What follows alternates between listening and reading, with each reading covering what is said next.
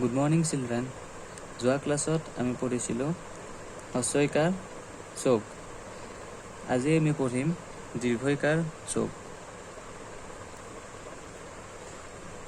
কত দীৰ্ঘইকাৰে কি?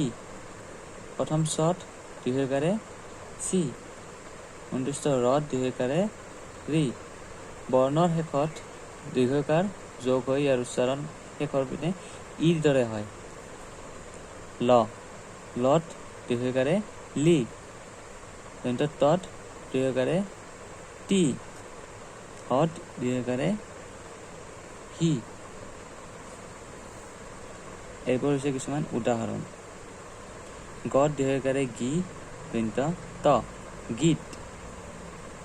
ত ৰদ দীৰ্ঘইকাৰে ৰি। তৰি। হ খত দীৰ্ঘইকাৰে খি। সখী। নতাকাৰে না।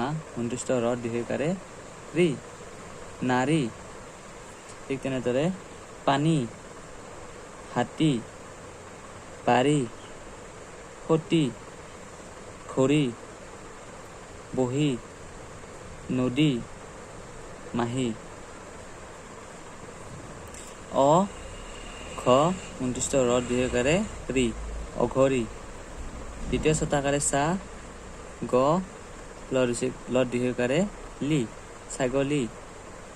কটাকাৰে কা। উ উন্দিষ্ট ৰদ দীৰ্ঘইকাৰে ৰি। কাউৰী। গ লত দীৰ্ঘইকাৰে লি।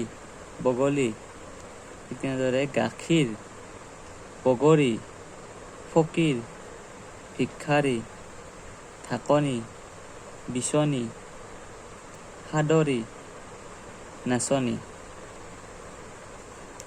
এতিয়া আহিল চাৰিটা বৰ্ণৰ উপকাৰী। উ প কটাকাৰে কা। উন্দিষ্ট ৰদ দীৰ্ঘইকাৰে ৰি। উপকাৰী। জ ল পদ দীৰ্ঘইকাৰে কি। যতাকাৰে ইয়া। জলকীয়া। হ উন্দিষ্ট ৰদ দীৰ্ঘইকাৰে ৰি। ত পদ দীৰ্ঘইকাৰে কি। হৰি টকি। হা হতাকাৰে হা। ল দীৰ্ঘইকাৰে ধি। যতাকাৰে ইয়া। হালধীয়া। ঠিক তেনেদৰে ঘৰচীয়া, বনৰীয়া, দীপাৱলী, মজলীয়া, নীলা পানী, মৰমী আই, মহৎ বাণী, ক্ষীৰতী গাই।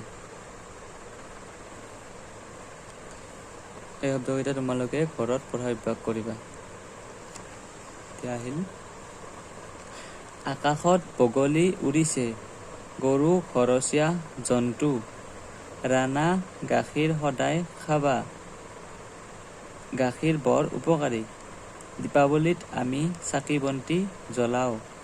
কণী খালে শৰীৰত বল পাবা।